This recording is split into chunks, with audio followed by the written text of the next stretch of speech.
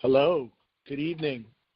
So listen, guys, I decided to make the December webinar exceedingly short. I think it was even less than 10 minutes, and I did that by design. The reason I did it, I really didn't want too much out until I actually had a chance to talk to you tonight before we opened the Q&A. And I didn't want to give a ton of information out about the Cruise Longevity Center because of an interaction that I had with a member when I was in Cancun last month. And she informed me that she wanted to be a charter member of the farm, and we got into a little back and forth about what the farm was all about, what its mission was, and what my plans around it were. So I decided to open the Q&A and tell you live a little bit more of the details tied to this new project so you can understand it before you bombard me with any questions this time.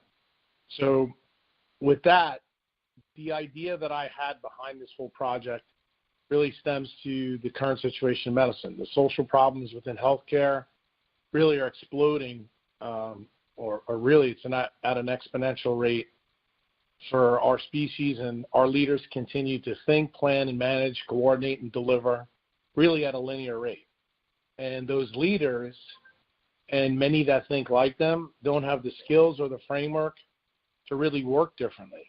And I just experienced this actually firsthand in Los Angeles this weekend. And I had a lot of time to think about it as I flew back from LA to Louisiana yesterday. And some of the ideas that are on my mind is to tell you really why this project is being done.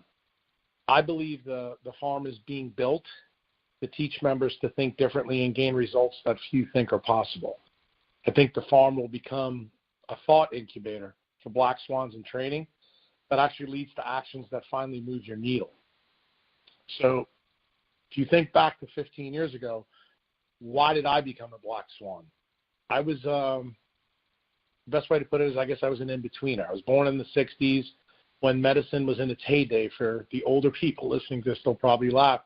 You know, I'm channeling Marcus Welby institution back at that time. However, the idea of that paradigm of health was already in its death spiral, probably even when I was a kid. And I never realized it. I was probably too naive to know it back then, but I knew that I had always wanted to be a doctor. But when I finished college, I thought medicine was on the cusp of a new dawn because of the increasing medical technology that was available to doctors out there to try to help patients. And I thought it may be a cool thing to do because maybe I'd have some new tools to do things to help rebuild humans at that time. And I thought we might even have some molecular tools as my career went on to actually affect their genome. And I knew that I wanted to be a part kind of doing something like that by the time 1985 rolled around. So I remember when I was growing up in New York City seeing surgeons on Fifth Avenue.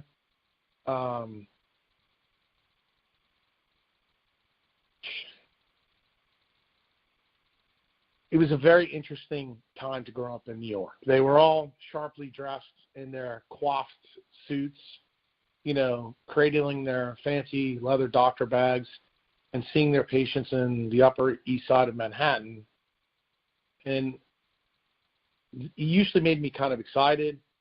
And I watched really, really carefully as they made house calls, you know, to the sick in and around Manhattan. And I saw this via my eyes as a poor kid growing up in this environment. And my eyes at that time were built by an environment in that city that was profoundly defective, although I didn't realize it at that time. And most people know that New York City was built around urban planning, and it really removed humans from their natural habitat. And as a poor kid growing up in the richest, most progressive city in the world, it gave me a chance to see the two sides of the coin in progress happening simultaneously. And this experience, I believe, actually helped me craft my perceptions as I headed in to both dental school and also medical school later on. And I remember back at that time seeing doctors being chauffeured in armored limos, falling into the potholes of the city as they traversed around, and tended to the rich, especially on Fifth Avenue, on downward spirals. And I think back then I thought of them as rock stars delivering personal concerts, for the healing of the people that lived in and around Manhattan. And I remember, running, laughing to join a big march one time when I was a kid in Central Park, not knowing who was marching or why, but I mostly remember seeing the elephants in the Central Park Zoo. There was a pen adjacent to where the zoo was, where they used to keep the elephants, and at this time the area was cleared for this group that was meeting. And I remember there were many times when there was no meetings going on, and I watched the elephants that were being trained there in the zoo when I was a kid growing up, because my mom used to bring me to Central Park almost every day. From the time I was 0 to 6, I think I was in Central Park almost every single day as a kid growing up. And I remember seeing the zookeepers training the smaller elephants. It's like one of these indelible things that I've never really forgotten. And when I watched them in the pen, I observed them, from far, usually from one of the little stone walls that are around Central Park. And they kept this pen right off Fifth Avenue, so, you could look in it. And it always struck me that the penthouses across the street were filled with all these rich people. And I just thought that was a crazy juxtaposition to see a wild African elephant adjacent to the richest people in the world as a kid growing up. And one day, I happened to be in one of these rich people's houses because I shoveled the snow out off of their cars because we had off of school because we got a lot of snow. And the elephant pen was really dirty, and they took the small elephants out. And as they did that, they tethered the little elephant by its leg to a tree or a pole that was adjacent to the pen. And I was kind of pretty shocked that they actually left it there almost all day in the cold winter of New York City. And I thought to myself that there's no way this bunch of elephants would not be able to rip the trees out of the soil and go inside because they were cold. And I often thought there's no way these elephants could be ever be ready for a New York City winter since they were from Africa. And it turned out one time I decided to get up enough gumption to go talk to the zookeepers and ask them why the elephants stood there and did not rip the trees out, and try to go back inside. And he told me that when the elephants were small and babies, they were tied up this way at a time of their life when they could not pull the trees from the soil. And they learned that it was fruitless to try. So eventually they just stopped trying. And he went on to tell me that this learned helplessness carries over when they're adults, even when they're big, when they do have the power, to rip the trees out of the ground, that these massive African mammoths would not do it. And I remember being absolutely stunned at learning this when I was like 8 or 9 years old. And I remember watching the zookeepers untie the herd of elephants and put them back in their clean pen, and I couldn't believe it. And it left an indelible mark on me as a kid as I walked through the museums of Fifth Avenue and learned about all the things that I was learning about. And I remember I looked at the grounds where the elephant walked in and around, and the trees and the poles they were tethered to, and I saw that visible circle where they had worn the soil out and marked the limits of really what their world was for that day. And I just thought to myself, that's crazy. And that's when I started to think about my own life as a poor kid growing up in the richest city in the world. And I began to realize that I actually had a lot in common with those elephants that were being trained in Central Park. And I came really from pretty much nothing as a kid. And I started to realize the elephants suffered from the same fate as me in New York City. I kind of realized that for me and not the elephant, that this was really a gift. And I realized that if I had nothing to lose, I may be able to do something about my own condition. And unfortunately, the elephants didn't have that ability. Their brain didn't allow them to think this way, but I knew that I did have this ability. And as a kid, I learned how to live on very little. And living poor, growing up in New York City, really kind of motivated me to run as fast as I could to something new and something better for my future. That's when, as I flew home from LA, I was thinking about 15 years ago when everything changed for me, being a 40-year-old neurosurgeon. I was actually back in the same predicament I was when I was 8 years old looking at those elephants. And it kind of made me realize that my own brain and my own body and my own life at that time really were no longer my own. I felt that all three of them were really tethered to my medicine mindset that I was given in my education. And I realized when I was 40 years old, I had become intellectually impoverished, unable to cure my own self so that I could really help anyone else. So I kept doing the same things over and over.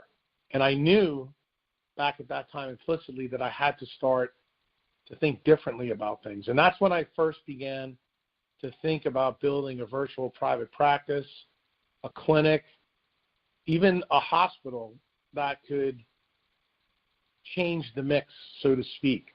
And that's kind of now morphed into what I hope the Cruise Longevity Center to eventually become.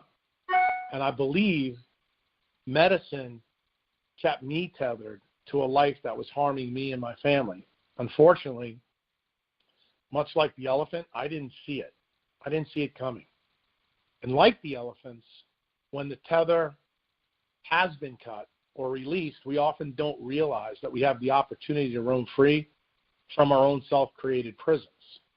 And that prison really was built by design and how I was taught to think by the training that I went through. Medicine really allowed me to escape being a poor kid in New York City and allowed me to build actually a new prison with more money but less time, and the time had to be spent awake at night under fake light 24/7. I traded really one prison for another.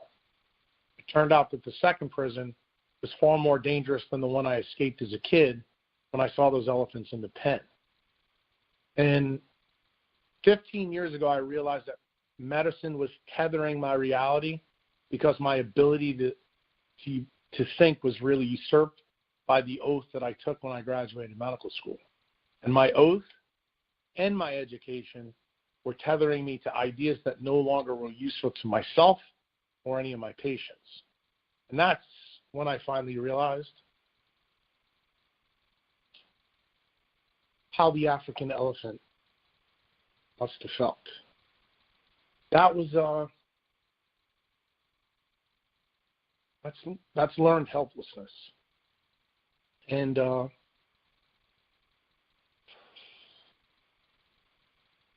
it was profoundly depressing, and it made me very angry.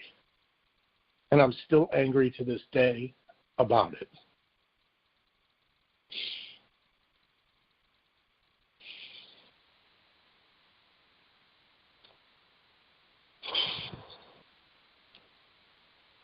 Like the elephant, initially, I did nothing to try to break free on my own. I hate the idea that I had become an educated medicine man, and I felt that I had to blame somebody for this educational disadvantage. And it never occurred to me, not even once, that I was my own worst enemy until a lot later. I hated the notion that I, as a modern doctor, lacked the ability or the means to take control of my own destiny. That was the day that I thought about those elephants. And it really made me realize why I had to rip the tether from my own life. I realized quickly that I had to fully be able to step outside the downward spiral that I built for myself. I realized if I was going to fly again, I had to take the controls back and become the CEO of my life. I also had to become the CEO of my career. Even today, I often think of those elephants. That flight home from LA this weekend, I really thought about this story for a long time. And I think those elephants and how their perspective was shaped by their future life as slaves to some kind of paradigm in the Central Park Zoo really paralleled the same thing that I was walking through in medicine. It also caused me to reflect, believe it or not, on African human slaves that were brought to America on boats to an alien land, and how similar the situation was to my own even 15 years ago. Those African survivors were wrenched away from their villages, their families, forced into bondage in a faraway land, just like the elephants were.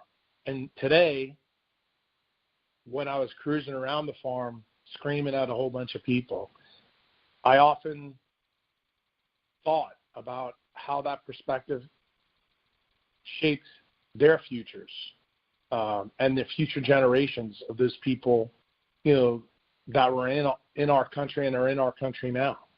Physicians, in my opinion, today are just like the elephants and the African slaves, and it's high time they realize it. I realized 15 years ago that I was caught in the matrix, a prison that I helped build and sustain, and I decided very quickly that I would not do what the African elephants did, and I would not surrender to the learned helplessness. I decided to fight back, and that's what launched me on the path to begin my journey as a black swan. I wanted to be rare. I wanted to be a maverick. I wanted to break free and do things that doctors should really do, and not what somebody told me I should do. I wanted to be a rare medicine man who could break free and create a system that I saw fit for the benefit of the public, especially their health. It's my contention that black swans all have one thing in common. They suffer from a condition of having the gift of having nothing left to lose, because what they value most has already been taken from them by the paradigm. This helps explain why the fastest black swan will win the race to the top, in my opinion. I realized early on it would not be easy, and I had no coherent plan to do it. But I knew that I just had to start building in some way, in any way, to get out as fast as I could. And truthfully, today, I'm still on that journey here, talking to you guys tonight. And I think Cruise Longevity Center really is just another chapter in that book that I began 15 years ago. So lesson number one for future farm members: when you're beginning your journey, even without a plan, it is wise for you to do something you must do. It's okay to jump even without a plan. I want to share with you tonight, live, some of the lessons that I've learned from this vampire health economy, and the truth about the shape of the world, where you can shape the world in your own way. Nothing will happen unless you start somewhere. Your thoughts contribute to your circumstances, but you can never let your circumstance dictate how you will act. Today's social media wants to keep you dumbed down. That's the reason why they want all the narratives and memes dumbed down. Here at the farm, I will continue to refuse to do it. So don't ask. What we think and feel at the deepest levels, even within our consciousness, is bound to show up in our reality, whether we like it or not. I've thought about this a lot. I think about this before every talk that I give to any audience. How will I share my thought process with them right here and right now? Today, I'm doing the same thing with you. Some of you will become charter members of the farm. Some will not. You must come to realize that thinking is the key to optimal health, because what we believe is true will show up at some point later in our life. For the reasons that thoughts become things, and what we think about, we bring about. It's why healing can be a long, exhausting process for many of us that it can take years, if not decades. Healing requires a peeling back of the layers of conditioning to shift to a higher level of thinking. In this way, I think the future of medicine can be compared to apartheid. The system existed and persisted because the ruling class oppressed the system and oppressed the people in the system, and the system existed for far too long. I feel the same way about medicine right now. So your retainer, to me at the farm, is about relearning how to think and become the CEO of your life once again to break the current system that's restraining your health. If you join, you are paying me a retainer fee to become wise to how to reclaim this power. Membership at the farm is a mentorship.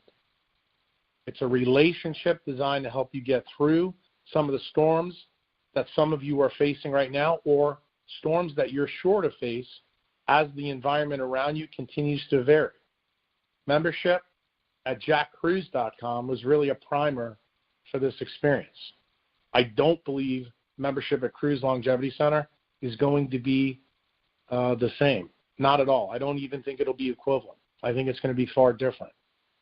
It was not built to be hands-on design. And when I say that, I'm talking about the website and the membership that most of you guys have joined. It was built to show the masses there was another way that was invisible to you, but was able to put right in front of your eyes on social media for you to discover. And unfortunately, that's exactly what nature does too. Unfortunately, most of us have not realized that for too long. A membership at jackkruse.com really was a discovery that required you to take a leap of faith and suspend your belief many times. And let's talk about faith a little bit, because you guys know I usually don't like to talk about that, even though you all forced me to do a webinar on God once. But for me, faith is the ability to see the invisible and do it before others do. The farm will be about believing in the impossible, trusting the unknown, because you will be taught to see the world through parts of the spectrum, of the solar spectrum, that nature used and kept us blind to. None of you listening to this right now can see UV or infrared light with your eyes. Yet I have taught you that what nature made invisible to you at birth is the single biggest factor in most of the reversals that you'll ever get, and some of the health wins that you'll find. Membership at the farm will also be those with faith. The farm will be a place where you envelop yourself. Here you will discover things about the process that you have blind to, that you've been blind to for most of your life. Here I will teach you to stop setting yourself in bad alignment. I want you to be able to warn other people. Instead, I plan on lighting you up and setting you off so that you can set your own pilot light to warm your innards and win the long game of wellness. Managing your time is a health cost to your bank account. You're paying this toll in time and diseases because of the life choices that you continue to make. And you're making most of them based on circumstance. Membership and members have learned this lesson, but many more need to be directed by mentorship. And that's really what the farm, I think, is all about. If you join, you'll decide to pay me to become smarter tomorrow than you were yesterday by having improved thinking. Some of you will ask yourself, well, why is Jack doing it this way? The answer is pretty simple. Having people in your inner circle doesn't mean that they're always in your corner. And I learned this a long time ago as a physician, and I really learned it on social media. This is why many former members have come and go, and why many former pupils are now enemies and skeptics. And in my opinion, these people disqualified themselves from this project that I am unleashing tonight via the website and now at the farm.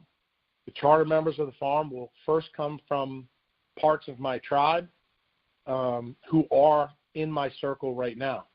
those members who I consider to have skin in the game. I foresee membership at jackcruz.com actually have an expiration date. And if you understand what that means, I don't know if the website's going to be around forever based on many of the things in my own head the past couple of weeks. But I don't anticipate ever having the same fate for the farm. In fact, I think the farm will live in perpetuity. Education and mentorship will be extended to the people at the farm. You'll decide how to use and employ me based on your particular goals. This could be doctoring. This could be your family. This could be community. This could be society. This may be your company, or this may be your employees. For the physicians out there, the physician members that I have, I've really thought long and hard about you, especially on my flight home, because of several of the things that happened in Los Angeles. The farm will have probably another important purpose for you specifically. It will be used to disseminate the message of quantum biology on mass scale by training you to know and think as a black swan would about the diseases and their management. And I think as a successful, highly embedded physician in the paradigm myself, my kids were growing up unlike any way I ever did in New York City. I think my kids had a very skewed perspective of what life was all about. Their perspective was skewed by the luxury and privilege that my job as a doctor was able to bring to them. And I realized that my professional outlook was really built around what the paradigm's perspective was. And I often took my kids when they were younger back to New York City to show them actually how I grew up, to visit with some of my family and friends, because I wanted them to form relationships with people on the other side of the fence, than what they were used to. I wanted them to grow up really culturally and socially ambidextrous. The way they were growing up prior to 15 years ago was not the way I grew up, and I thought that was a disadvantage. And I kind of envision the farm will have a significant effect on you physicians that are out there. And when I say physicians, I don't just mean MDs. I'm talking about people with advanced clinical degrees. And that includes physical therapy, chiropractors, acupuncturists, because we have a variety of different clinicians that are members at Jack Cruz.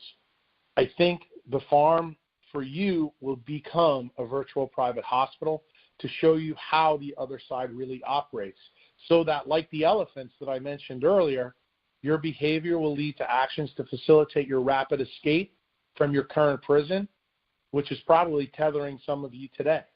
I want you to see what the world is like without anything holding you back. I think those tethers are really fears, their beliefs, their circumstance, their family, sometimes their marriage, their kids, and oftentimes they're the medical paradigm themselves. I can sense that when I talk to many of you out there privately.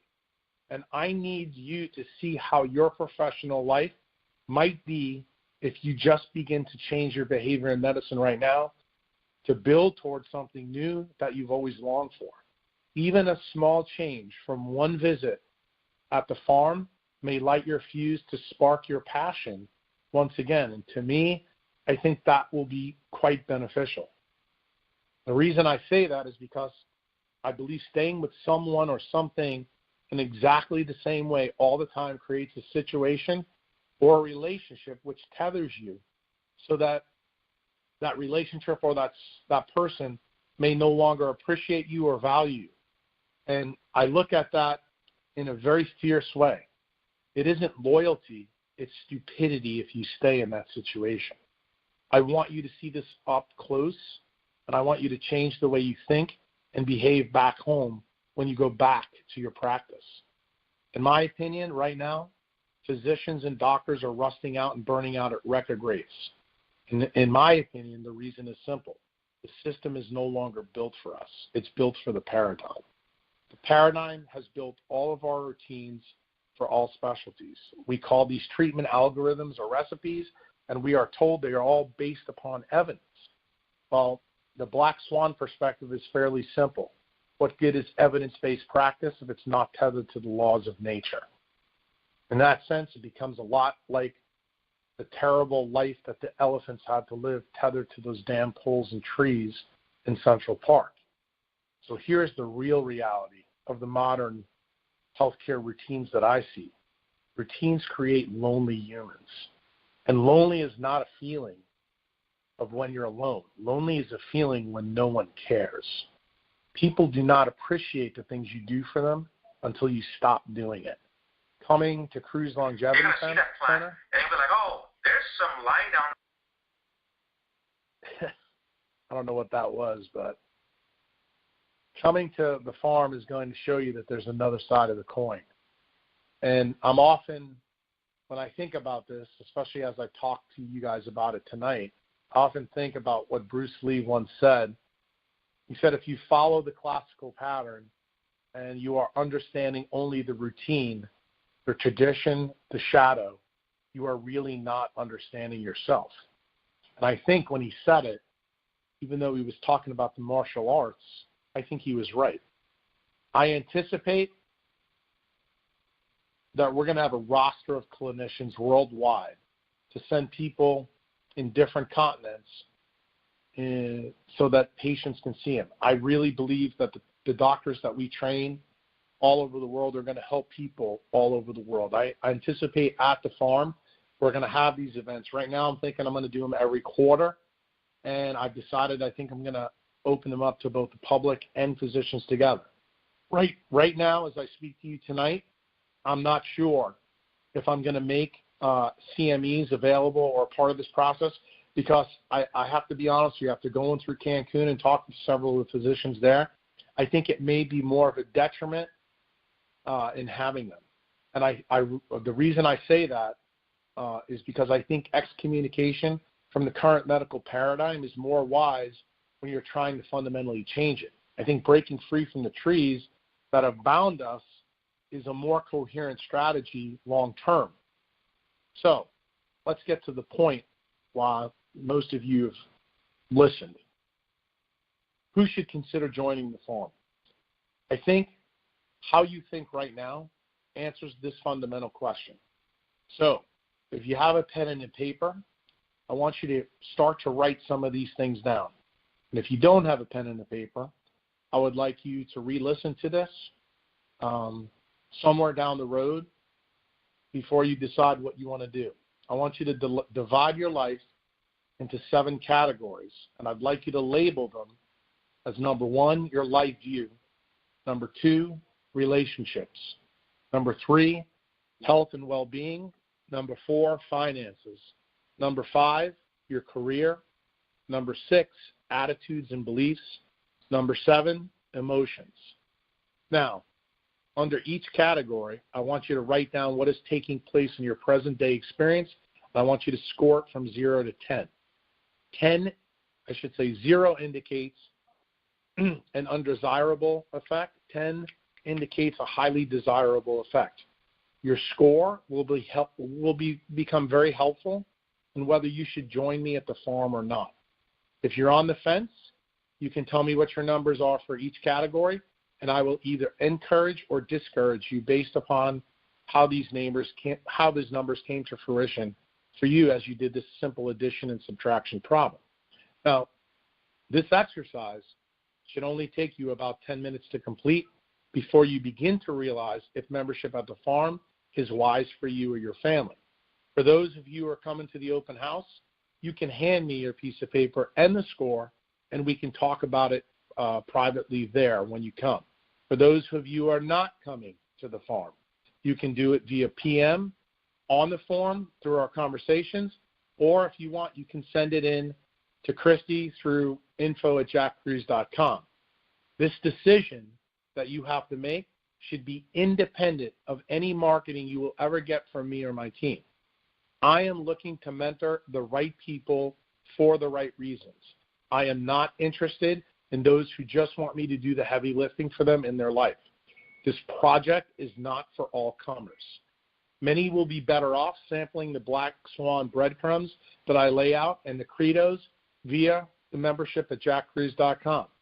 Membership will still have privileges because if and when my time does become more available, I am very open to the possibility that I will reopen Skype consults in the future for those of you who choose to keep your skin in the game but may not be suitable for the Cruz Longevity Farm. The exercise that I just mentioned above will give you a portrait into your current level of consciousness with respect to your current health. That's why it's imperative for you to do. I got this idea a long time ago, and I tried a version of it out at the first member event. Some of you may remember that we did that on a cruise. And at that event, I asked people to come dressed in character with who they saw themselves to be 10 years in the future. I never revealed to anybody who participated what I learned about this exercise. But at the time, it was an exercise that taught me how to be open and operate this new path in trying to change medicine. I actually filmed the original cruise event, and I filmed many of former members answering those questions that I sent to them, and I made predictions on who would come and go over the next 24 months. Turns out the success rate for me was 92% accurate. And this told me that qualifying people for the Cruz Longevity Center would be an extremely wise choice. So I want all of you to try this exercise every 6 months while you're on your own, even if membership at the farm is not for you. If in the long term, if we want to change the future, we must be aware of what is going on beneath the surface in our mind. And this is why I believe this exercise is important as I begin this mentorship program at the farm. I believe, as I told that one member who said she wanted to be a charter member, that one small tweak a day is all a Black Swan needs to win. You don't need a big change a few times a year. In this way, this thinking is not Black Swan-like. You need small changes to occur daily. And I believe you need to do something unique today that you'd never do yesterday. Why do I say that?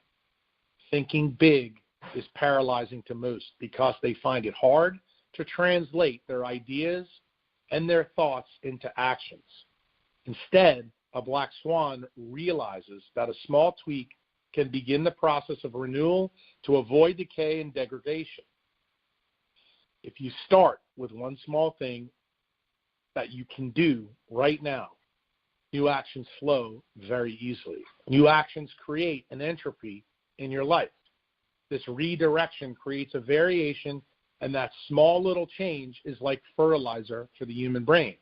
In fact, when you do this exercise, a chemical called BDNF, which stands for brain-derived nerve growth factor, is created when we do things like this. And BDNF tends to be released when we're fasting and we're making ketone bodies by consuming the fat in our bodies, and it actually helps fertilize the thinking mind while we have a closed gut. One small tweak can snowball into a huge change because you're looking for the butterfly effect. It's built into how nature has built our imagination. Our mind works in a nonlinear fashion using very simple rules. Burnout manifests from doing too much, but rust out comes on far more slowly, and it usually precedes burnout. Rust out is the stagnation of the mind and the imagination. You absolutely must be doing something passionately for your imagination to awaken your spirit. I absolutely believe that, and that's why I wanted to talk to you about those elephants at Central Park. Life should always be lived with meaning and passion, and that passion will grease the way for your chronicity of learning. Burnout erodes our energy, and rust out really wears away our will and spirit. And it does this because we're losing information chronically in our lives that our mind is starving for. This is the feedback that's critical for our success. When we do this, our mind rusts. It oxidizes ideas because of a lack of variability of information. This lowers our redox power that's needed for idea creation. This is how we stagnate. To remain cutting edge, to remain like a black swan, we must erase old data to make room for the new. That data will often be at odds with our beliefs and our truths, and it will challenge us to keep us fresh and curious. That's why small changes added daily allow this process to happen effortlessly to keep your mind fresh. To do this, in my opinion, a real relationship needs to be formed, not a virtual one. JackCruz.com was the virtual private classroom that I built to show you there's another way to win. The website has its limitations, I believe, compared to the farm. Many public members come there to be spoon-fed. Spoon-feeding in the long run teaches us nothing but the shape of the spoon. It mimics rust out and burnout that we see in medicine. At the farm, I won't teach members anything. I believe I can only help you discover what is already inside yourself. The wisdom of nature is built inside of you. Your choices you're making now are blocking you from this wisdom. This might make me kind of like a savant maverick, so to speak. And most of you know what an idiot savant is. And if you don't, you can Google it. I believe the farm will be built using this real relationship in the real world. I need to sample you, your energy, or lack thereof to make the difference, the big difference. Plato once said, we should never train a student to learn by force or harshness. Instead, we should direct them to learning by what amuses their minds so that we become better able to discover with accuracy the particular bent of the genius that's present within each student. Nature is the genius you contain. In this way, we can help every person see the masterpiece locked within inside the marble that they are blinded to right now. If you become eligible to become a member, it's because there is greatness in you that needs a tool, a chisel, an idea, a technique, a push, a hug, some small thing that will unleash an action inside of you, and a choice will be made that unlocks this masterpiece into the world. The farm is a place where genius within will be liberated and unleashed. Will there be surgery done at the farm? I believe the answer is yes. I will be performing brain surgery on all members without a scalpel. A surgeon means teacher in Latin. Today's surgeons, in my opinion, are not mentors. They are mechanics. Black swan surgeons are mitochondrial savants who can awaken you. I currently believe tonight on December 17th that becoming a black swan mitochondriac metaphorically is akin to having a savant syndrome. This is a condition where an individual might have a severe mental or physical comorbid medical condition that can also exhibit a very specific form of genius. And that form of genius is usually devoid in modern medicine. It remains an undeveloped part, an atrophic area of the public health arena. I think mitochondrial savants will be developed at the farm, and they will show us two things. They will show us the degree of the scale in the difference of what can be achieved by humans. These will be people who will eventually come to solutions to problems and fears far more quickly, and this will change their behavior into actions very fast. They will become far more effective than those in traditional paradigms. They will show the skeptics and non-believers in their own dopamine networks that they were able to do these things using the same equipment that the naysayers have. They will also make changes around and the people within your own network, the people that you care about. It will become easier for them because you'll understand how to do it. The mitochondrial savant will also show that it's possible to take one mental skill and be so off the charts good at it, you'll be able to do it without needing any other health metric that needs to be optimized to win. This example and mindset goes against most of the theories that we have in medicine today. Today, we've been led to believe that optimal health is somehow anchored to some sort of capability within our own DNA. Here, you will learn nothing can be further from the truth. As the colony of mitochondria in you repair themselves, your savant ability is capable of fixing just about any other malady that's become your prisoner. Mitochondria will learn to cut the tether of their own leg and escape what is holding their recovery back, just like the elephants that I saw at Central Park when I was 8 years old. I see a new generation of clinicians who are not satisfied merely to watch or describe brain activity or behavior in their patients. I envision a cadre of mentors who want to interfere, who want to change, to improve the brain, to neuro-enhance it utilizing light, water, and magnetism, which has a healthy respect for nature's methods. Tools and future tools to enhance nature is now at our doorstep. Using them with wisdom is going to be the experience worth its weight in gold as the environment man continues to build spirals downward. So, in a way, all of you, those of you who are going to be charter members and those of you aren't, really have got the first lesson of what I believe the farm is all about. Unfortunately, our thoughts, our beliefs cannot be seen until they show up in our reality, and they only manifest because of what you thought about them deeply before you act. This is why I want you to think very deeply before you jump or join to consume this opportunity that's in front of you right now. I assure you, the more consciously aware that you are tonight and in the future of your thoughts about this program, the greater your ability will be to create a deeply enriching world in your sphere of influence, given your awakened consciousness and your reclaimed ability to think well. People who are moldable but talented are attractive farm members. Not all people who want in will get in. Some people who do not believe they will get in will get in. I am about finding the right mix of people for this project. I want passion about the person. I want altruism. I want building your health bank account back. I am attempting to build a business that will disrupt the current model of healthcare. Cruz Longevity Center is the seed for this philosophy to spread. I am building it for this philosophy.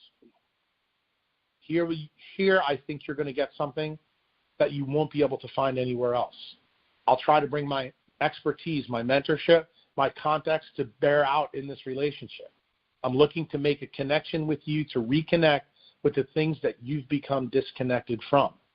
By becoming a partner or a member at the farm, you're buying in for the wisdom that I've harvested from all the errors I have made.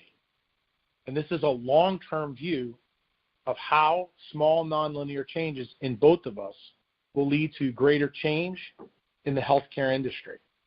Why am I hostile towards the ignorant?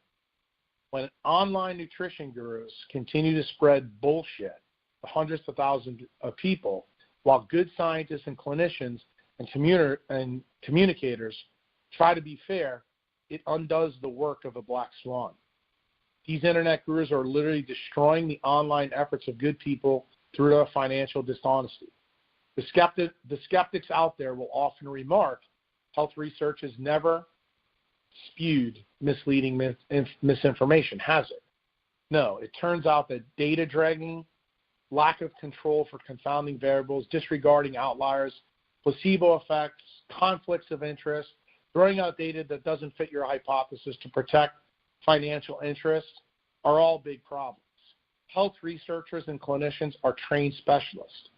Random people with questionable degrees on the internet are not. Trained specialists and clinicians should be doing the job that they were trained for. If they are not doing it, that needs fixing by the controlling bodies that are out there. Unfortunately, that's not happening right now in medicine. But suggesting that trained professionals should be replaced by amateurs also doesn't make any sense to me. This does not mean that an amateur cannot change the world and move the needle. I think the medical establishment has failed in overlooking lifestyle alternatives to mainstream disease management with drugs, but we should all root for lifestyle alternatives that are science-based and not for predators who exploit the system to sell conspiracy theories and snake oil.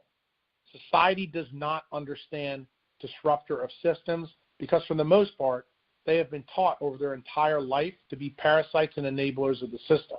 When you want to disrupt the system, it turns out society really doesn't understand this. This is the reason why diversions are always labeled initially as crazy by those in power.